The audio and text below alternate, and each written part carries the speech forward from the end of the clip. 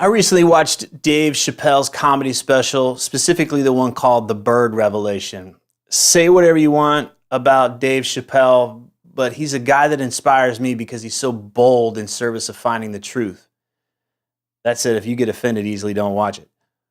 One of the things he talked about in that comedy special was this idea of weak spirit. I don't want to ruin the bit that he was using to describe this, but he told this imaginary scenario that involved Louis C.K., the comedian Louis C.K., and Martin Luther King Jr. And he described what would happen if Martin Luther King Jr. had given up his dream. He had weak spirit and he quit his life's work and backed out of the civil rights movement. And all of this, it's insane, but all of this was because of something that Louis C.K. did. Louis C.K. would be to blame for all of this. That's what made it ridiculous. It was a powerful way to illustrate what it means to have strength in the face of a challenge. And it helped me see that what has us give up on the things that strengthen us and really feed our soul. That's at the core of what it means to have weak spirit. And that's the part I want to address with you here. When we have weak spirit, we look for excuses to give up. We look for someone to blame. I'll give you an example from my own life. I was 13 years old. I just made the middle school football team, and I was spending my afternoons in the blazing Florida sun getting my ass handed to me. I had no interest in the game. I didn't watch it on TV. I had no heroes in the NFL. I didn't understand how plays worked. And this was because I just didn't care about football. I was only doing it because my good friends were doing it, and I didn't want to get left out. Deep down, I loved playing guitar. I loved skateboarding. That's where I experienced flow and deep joy. Now, my mom, she didn't want me playing football, and so she devised a little scheme to get me to quit. I'd broken my leg a few months earlier, and I'd healed just fine, had some surgery, had some pins, all was good, all worked out. But she came to me and she said that she'd spoken to the doctor and he said that I couldn't play football, and I acted like I was really disappointed, but deep down, I was relieved. I might have put up a little bit of dust, but ultimately, I folded like a cheap tent. My dad noticed this, and being a detective, he made a few phone calls, and on his own, he found out that my mom wasn't quite telling the truth. He came to me and he said something like, look, if you want to quit football, then just quit, but you don't have to make excuses. That stung like something. It was like, bam, right in the chest. I could feel that truth deep down. Deep down, I knew I didn't want to play, but I was afraid to own the truth of that. I was afraid of being called a quitter. I was afraid of what others would say. I was willing to sell myself out instead of being honest and simply saying, I don't want to play football. I tried it for a while and it's not for me.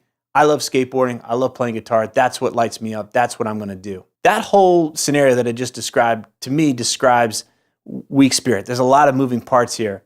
It's me only doing something to impress my friends. It's me making excuses and blaming something outside of myself instead of being honest about what I wanted. And most troubling, what is truly weak spirit to me was my willingness to put aside the activities that invigorated me because I was afraid of being different from others. That's to be expected of a young person, but I see this a lot in grown men too. There's lots of talk and spinning wheels, but little action, no risk-taking, no follow-through, but plenty of excuses and plenty of blaming. It's the guy that endlessly complains about his crappy marriage, but he doesn't do anything about it. Or maybe it's about dating or getting in shape or writing a book or reinventing himself professionally. It's anything that's outside of his current level of certainty and comfort.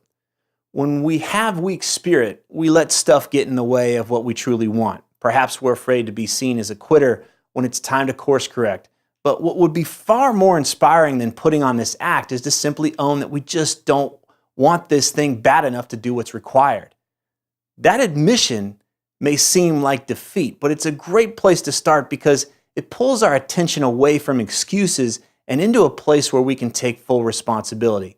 If we really believe our lack of progress is something else's, or somebody else's fault, then we'll never be able to take the wheel for ourselves. So let's talk about how we can build a strong spirit. There's a paradox that comes with building deep desire or life force or spirit. It takes energy to create energy. We can't sit around and wait for it to show up, but that's what many, many folks are trying to do. They're waiting for the, quote, right time or the, quote, right opportunity. They're waiting for their partner to change. They're waiting for confidence to magically appear. That's just not going to happen because That change we're seeking, that life force, that comes from engagement. And engagement means taking risks, experimenting with things, and seeing what actually builds that fire over time. That process in and of itself requires life force. And as we engage, we're looking to build life force as we go. That's our indicator that whatever we're engaging, whether it's a relationship or a professional situation or whatever, is aligned with our deeper selves. Life force is our guidance system. But that doesn't mean it's all going to be rainbows and unicorns and thong bikinis. We're going to be challenged along the way. That's natural. And it's also the opportunity for us to test our choices. It's to test our grit to see if we really dug into this dream. We get to ask ourselves, now that I'm fully engaged in this process and I'm feeling really challenged, do I want to keep going? Even though this is challenging, is it feeding me and making me stronger? Is this building my fire and my life force as I go? And if it's not, if it's depleting who we are, if it's making us less powerful and smaller, then it's time to challenge our reasons for continuing. Are we going to honor that life force, or are we going to collapse into the imagined expectations of others? Are we going to own what we want or avoid losing face? And for that younger version of ourselves who's struggling in a game he never wanted to play, do you like this game enough to continue to get the shit beat out of you just so you can look good to others? Or are you going to have the guts to honor what truly feeds you and move on?